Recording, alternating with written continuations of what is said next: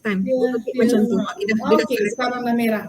Okey, bila dah merah bermakna Puan Nur Laila hari ini alhamdulillah hari ini 12 hari bulan September 2021.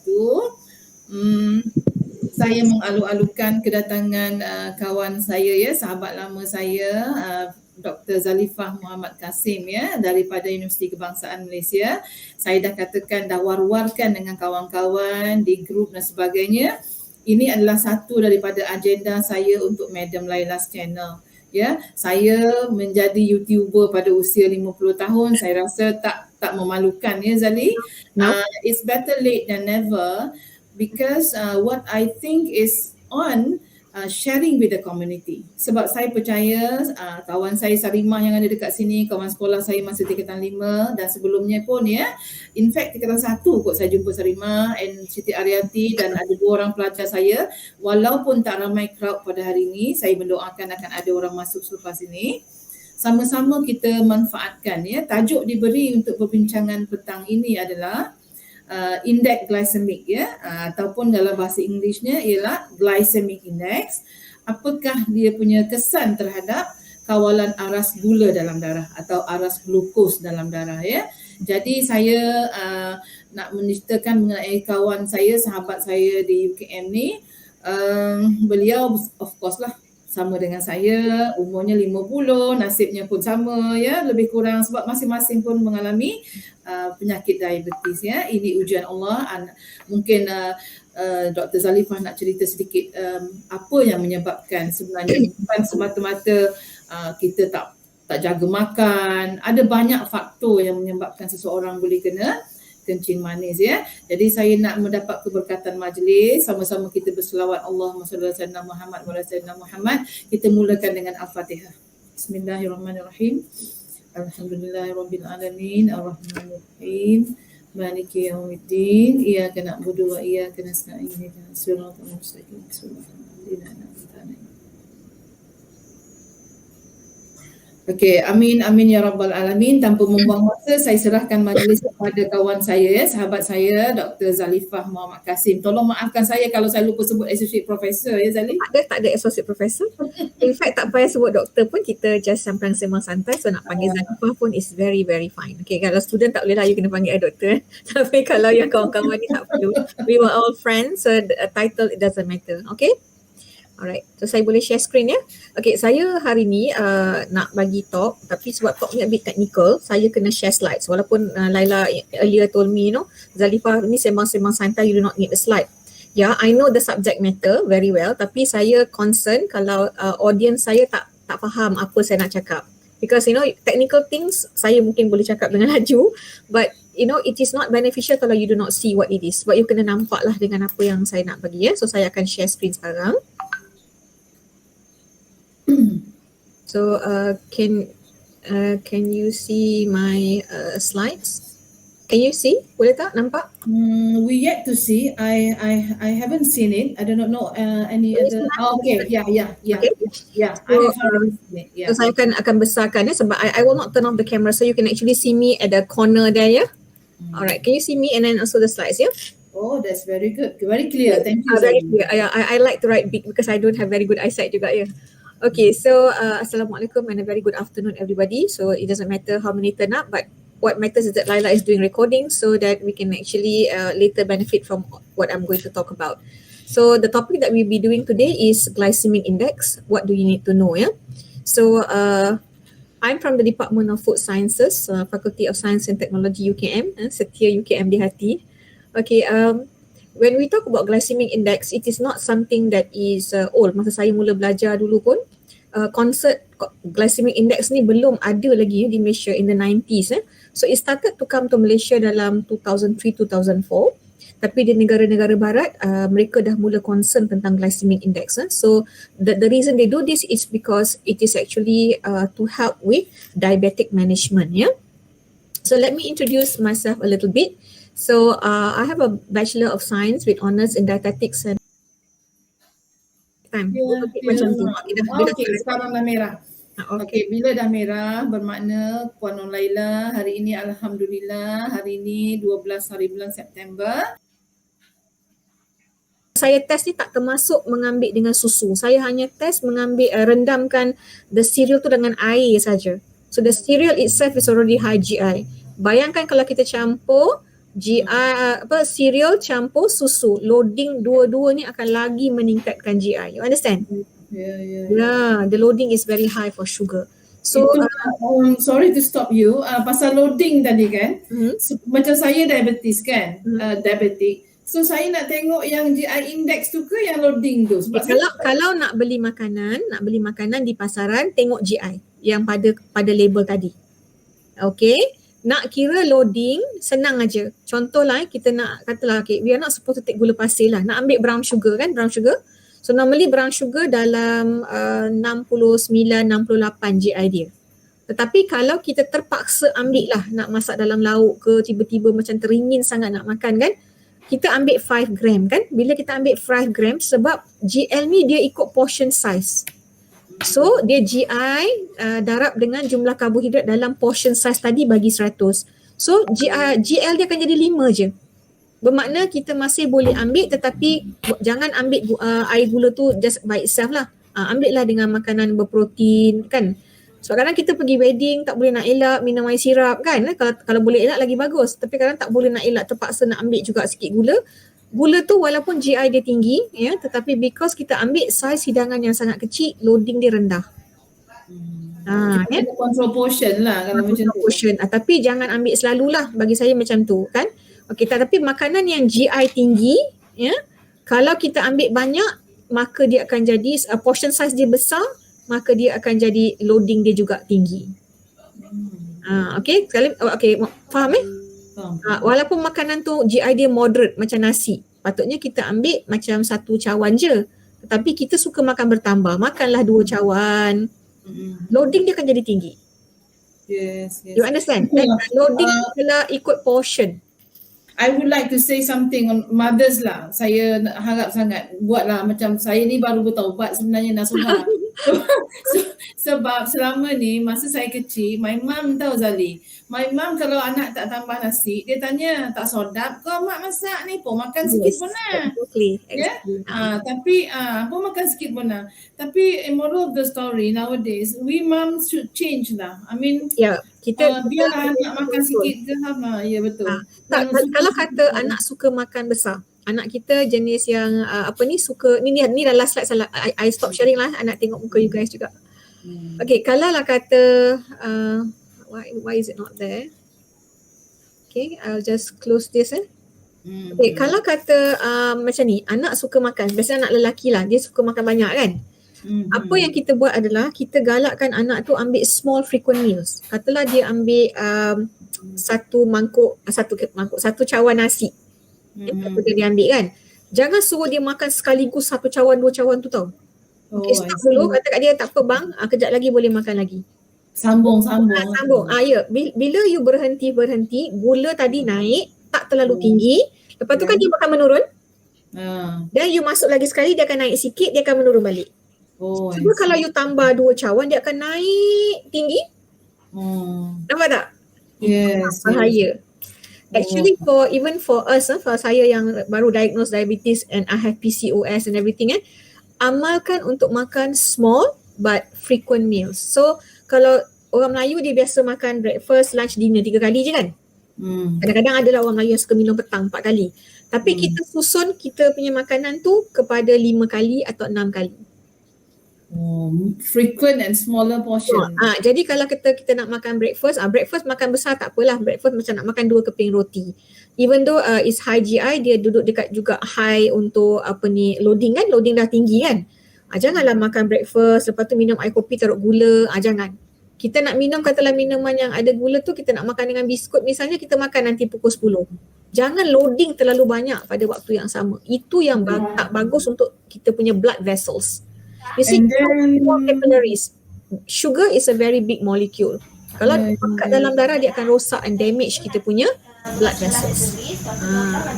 Kalau boleh elaborate sikit Zali, I hope that people who listen to this, orang-orang yang ada jaga orang kecil manis macam saya sendiri kan, macam mana dia boleh merosak, I mean use the word tadi you kata boleh rupture kan, I mean, rupture. Other than that, kita punya salur darah ni, kita ada darah yang beroksigen dan darah tak beroksigen. Usually dekat hujung-hujung kita punya saraf ni lah pertukaran tu berlaku dan dia akan carry a bit. So bila darah kita, katalah macam saya yang diabetes, makan terlalu banyak gula, dia akan sangat pekat dengan ada molekul glukosa dalam darah tadi, betul tak? Dia jadi very pekat. Bila pekat, dia akan perlukan pressure yang tinggi untuk tolak sampai pada hujung capillary supaya darah ni sampai kepada semua tempat. Malangnya capillary ni halus. Kalau hari ni kita tolak sikit, dia jadi kembang. Esok tolak sikit, jadi kembang. Tapi over the time kita tak jaga gula, lama-lama kembang ni dia akan jadi damage. Because you must remember, kita ni manusia, kita tak ada cell wall. You know? Sel manusia tidak ada dinding sel. Ya, sel haiwan yang plants yang ada dinding sel. Bila ada dinding sel, sel tu lebih keras dan tegak. But human cells unfortunately are not made in such a way. We do not have that cell wall. So over time dia kembang mula-mula kan, lepas tu lama-lama kembang dan dia bila gula terlalu tinggi sampai tak kontrol 20, 30, that means it's very thick blood that pass through, very concentrated, dia akan damage.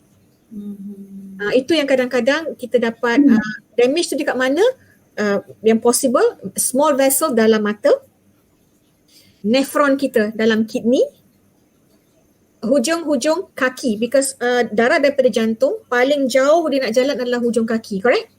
No wonder diabetic patient macam I selalu kebas di kaki, that's right, because it affects your nerve. Tangan lambat sikit nak dapat efek, melainkan kita memang tak control sugar. Tapi kalau orang yang not very good control of sugar, kaki akan masalah dulu. Because jantung kita bawa darah beroksigen dan pertukaran berlaku juga, tetapi they need to circulate around the body to carry the oxygen, am I right? Yeah. So that thick blood tadi will have to go through all the blood vessels sampai pada hujung kaki. And that's where it gets ruptured. Sebab tu diabetic has to take care of their feet. Kebas cari. And bila I cakap ni dia termasuk nerve, blood vessels, semua termasuk tu. So kena diabetic sebab tu kena maintain gula kita tu tak terlalu tinggi ya. Kalau orang normal gula dia lebih kurang 4 hingga 6 dalam keadaan dia berpuasa, dan kalau lepas makan dia naik sikit pun dia patutnya dalam lepas 2 jam turun balik kepada 4 hingga 6. Okay, but the problem with diabetes, kita kalau makan jangan naik lebih sampai 11, sebenarnya tak, janganlah 10 tu pun tinggi. Macam saya selalu monitor my own blood sugar.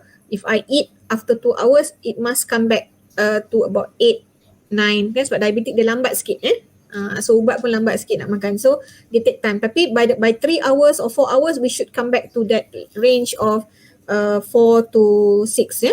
Tapi kalau diabetik nak dapat 4 tu memang tak lah, usually kita dapat dalam 5, 5.5 tu dah good ya. Some people 6 pun is okay. For diabetik kita punya HbA1c cannot exceed 6.2, so that means control dia kalau 6 pun dah okay dah.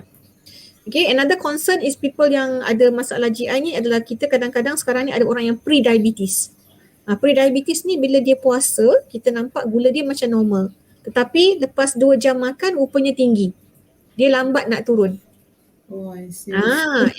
The pre-diabetes is those who baru-baru kan? Dia proses tu lah, dia maknanya gula dia, insulin dia tak berapa nak cekap. So kalau ada gula dia still boleh digest, tetapi dia take longer dan dia akan elevate lagi tinggi. So yang ini kena check. Ya, sebab tu saya kata a lot of people go undiagnosed. Sometimes dah very very poor baru kita dapat diagnose diabetes. Macam for me, I started January tu sebenarnya pre-diabetes. Yeah. Can I add something? I just listened to one of the endocrinologists. I can't remember her name, but she said that the moment now I suddenly remember her name. Some of us might not know. PCOS stands for the polycystic ovarian syndrome. Yeah? Boleh Google. Ini Google. Baru polycystic ovarian syndrome, PCOS. You type PCOS akan keluar.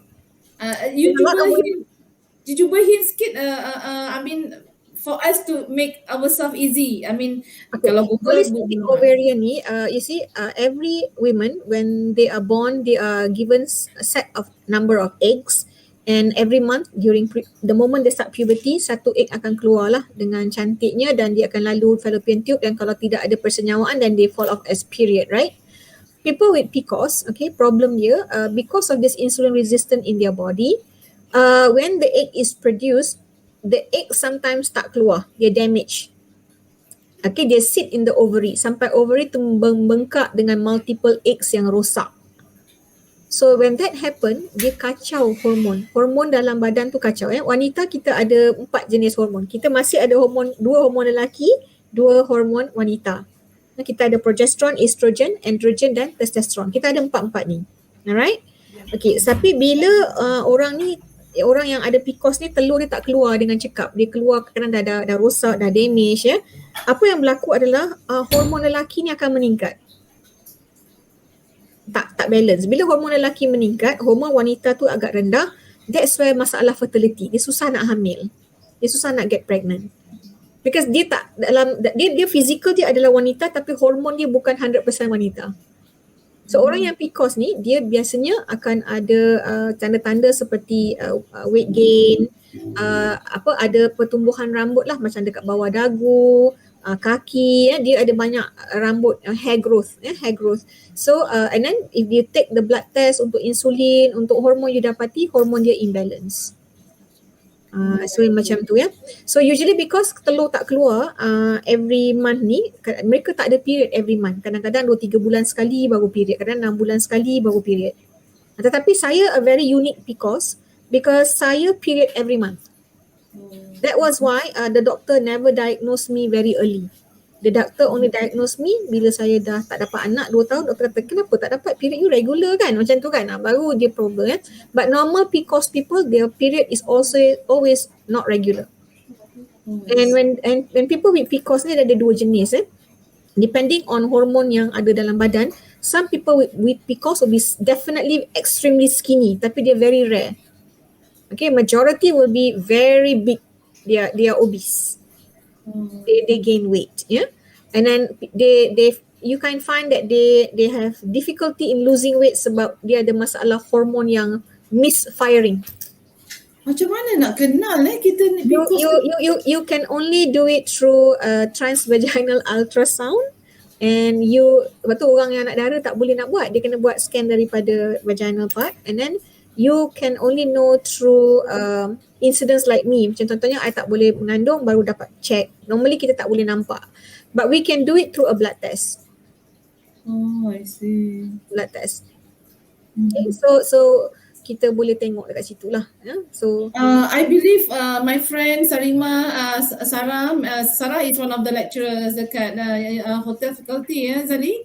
I tak tahulah dia pernah mengajar ke tidak dia Sarah, can you say something? Sarah, I kenal. Dia student. Ya, doktor. Hai doktor, Assalamualaikum. Salam.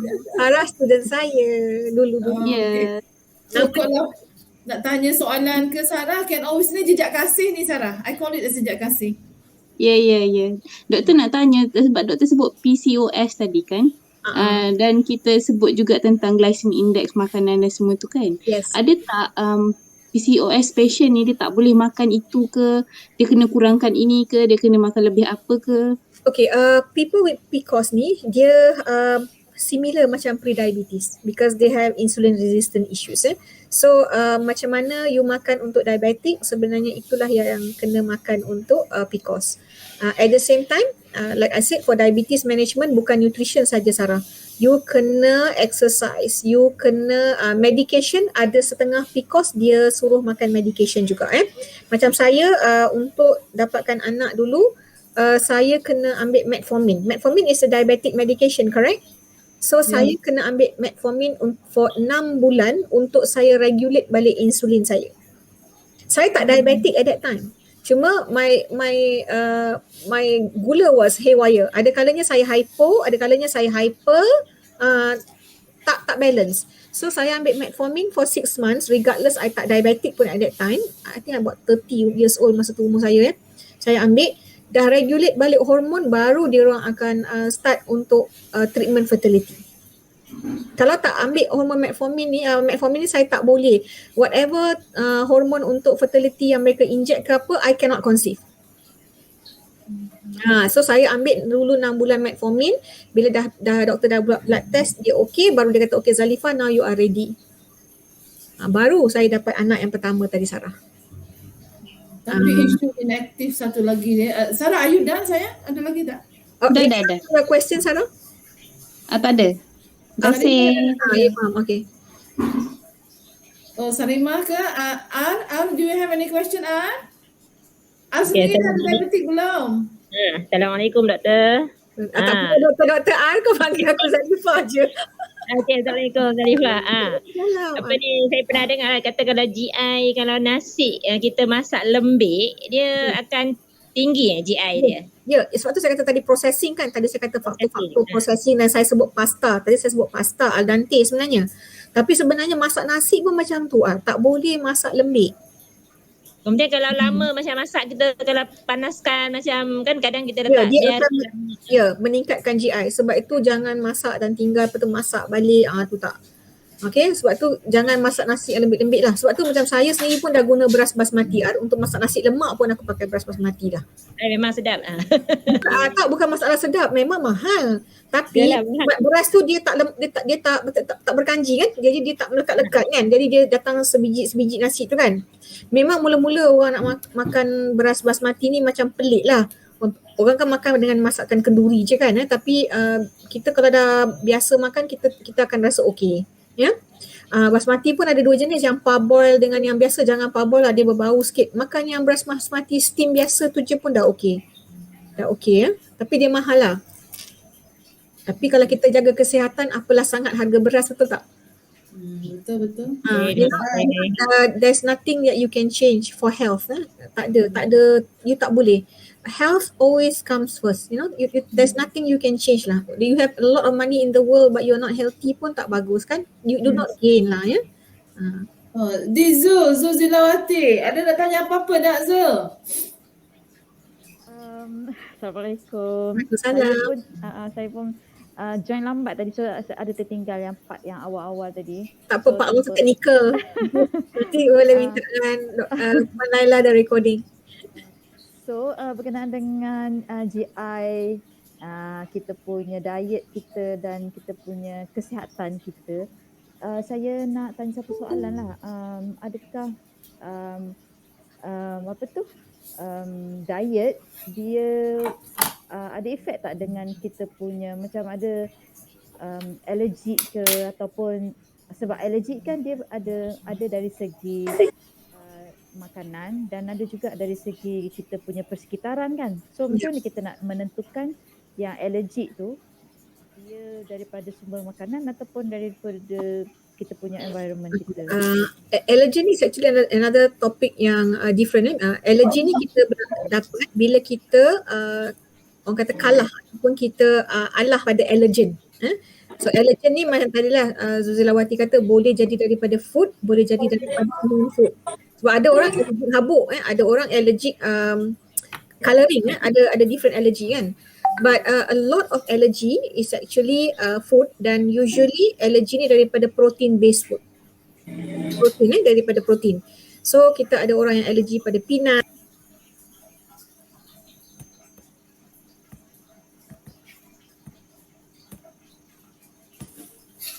Sorry Zali, I tertekan lah. Orang yang ada alergi ni biasanya dia kena pergi ke hospital, ataupun biasanya hospital yang akan buat, dia akan buat kita panggil allergic testing melalui finger prick. So dia akan letak different type of allergen tadi ke atas kulit kita dan dia akan tengok mana yang kita alergi. So kita sendiri sebagai orang yang kalau kita ada alergi, kita biasanya kena try and error tau. Try and error baru kita tahu apa yang kita allergic tu. Tapi kalau macam peanut allergy, dia memang akan ketara. Some of us might not know, PCOS stands for the Polycystic polycystic ovarian syndrome. ovarian syndrome. Ya. Boleh Google. Ini okay, so Saya nak ambil peluang Zali, sorry ya. Saya bukan nak timekan Dr. Zalifah ya. Saya punya time actually until 5 o'clock. Saya rasa sayang nak lepaskan Dr. Zalifah ni, sebab kalau saya dengan Zali ni memang payah nak melepaskan dia, kena lama bergejam-gejam. Tapi sebab saya faham mungkin dia ada urusan lain, saya nak ambil kesempatan ni mengenai statistik yang alarming lah yang saya baca ya Dr. Zalifah. Yang pertamanya aku tengok Zali satu NHMS ya 2019 hari tu. Yeah, one out Yang of 2015 ni 1 out of 5. Hari tu 1 out of 6. yeah, Jadi 1 out of 5. Maknanya makin ramai. yes. Lepas tu saya dalam proses menyediakan video saya kesan diabetik ke atas pesakit COVID-19 ya. Rupanya orang yang diabetes ni, ya Allah, apa lagi yang saya kata yang tak sedar dia tadi tu diabetes himself, akan mengalami masalah lebih teruk. Rupanya Yes. dia berangkum-rangkum Zali dengan overweight punya problem, tak diagnose lagi, difficulty in breathing. So kalau boleh Zarifah untuk kata-kata terakhir, what say you on this diabetic and COVID-19? Okay, people with diabetes kalau dia yang good control that means darah dia macam orang yang normal, they will not be at much of a difficult position ya.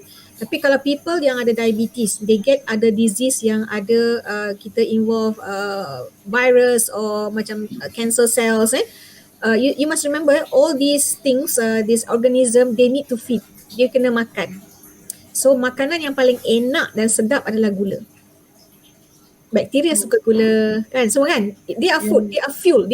You see all these viruses or bacteria or even I would say cancer cells, they need to live. Dia kena survive kan.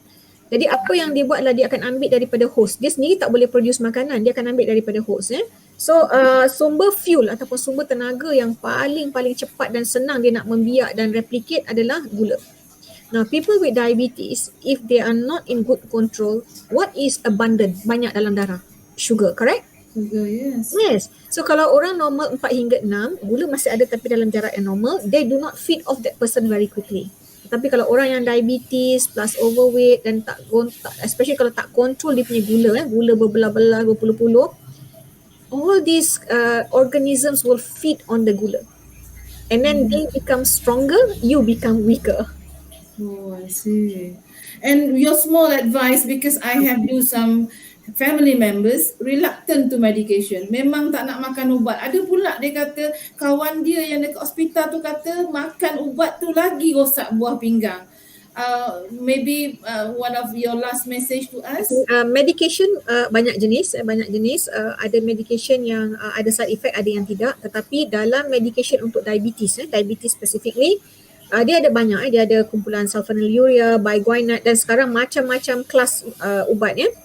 So usually diabetic medication ni memang sangat well researched. So usually dia memang boleh dimakan with not so much of complication. So much of complication and also side effects, not so much. Okay, kalau yang ada pun complication macam metformin, cirit-birit, so dia tidaklah sampai merosakkan buah pinggang tu, tak. Cuma badan kita perlu ada tolerance. So medication ni banyak. Jadi kalau ada medication yang tak serasi, kita boleh beritahu doktor untuk kita test ubat yang lain. Macam saya pun tukar sampai 2-3 ubat saya ada yang tak serasi dan tak boleh nak makan So at the end of the day, kita kena baca lah, kita sendiri kena faham dan baca memang medication ni akan ada side effect but different people will react differently. Majority of the diabetic medication that is available in the market now, they are quite safe. Then there is no shortcut. Kalau you are already a diabetic, that means you can never be cured. You are diabetic for life. You can manage yourself. Yeah, you are diabetic once, you are diabetic for life. You memang ada masalah, you tak boleh nak tambah. Because badan kita as we grow older melalui penuaan. Kalau dah umur 50 macam saya, dah insulin pun dah tunggang langgang. Bayangkan umur saya 60 akan lagi tunggang langgang. It is like that. Because you go through aging process, right?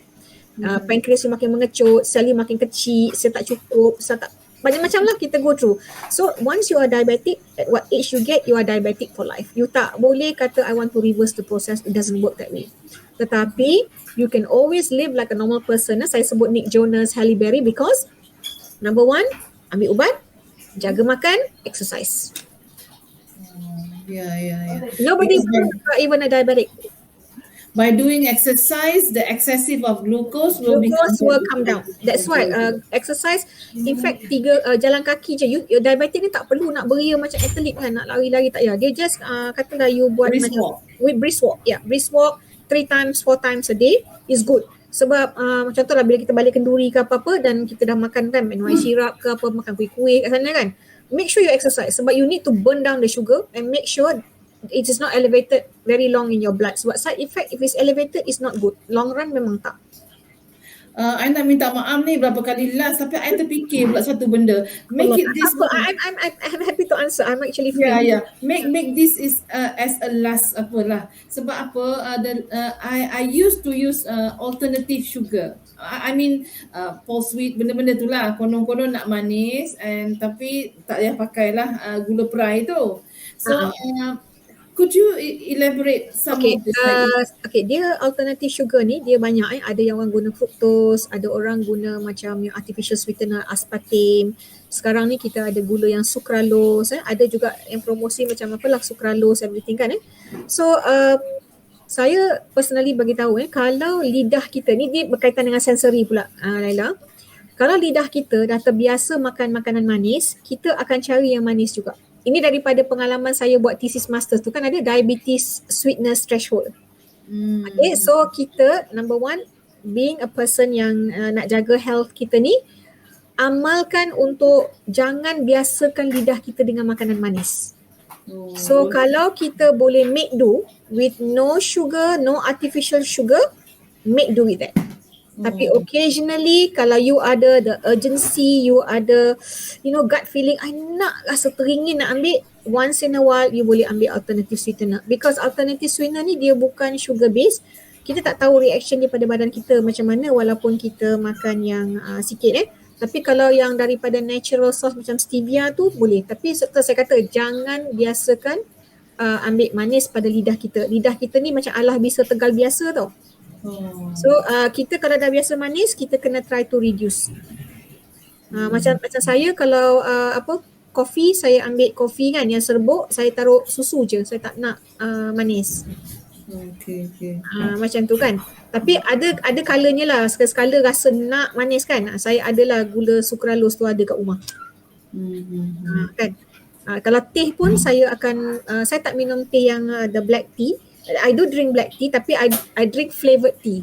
Yang perasa mango, perasa jasmine, green tea kan. Saya ambil yang ada flavour sebab these flavours will actually tell your brain that you are having some flavour, tak perlu ada sugar. Oh, I see. Saya minum teh tapi saya tak ambil dengan gula. Saya kalau betul-betul teringin sangat once in a while ada ambil. Tapi memang ada lah kat rumah gula sucralose dalam paket-paket tu memang ada. Kadang-kadang anak saya yang guna because dia kata mak today I want a no sugar day. Okay fine, you can take one, Tapi bukan benda tu jadi macam pagi nak minum kopi ambil, petang nak ambil tak. Kosong. And I have that one statement also.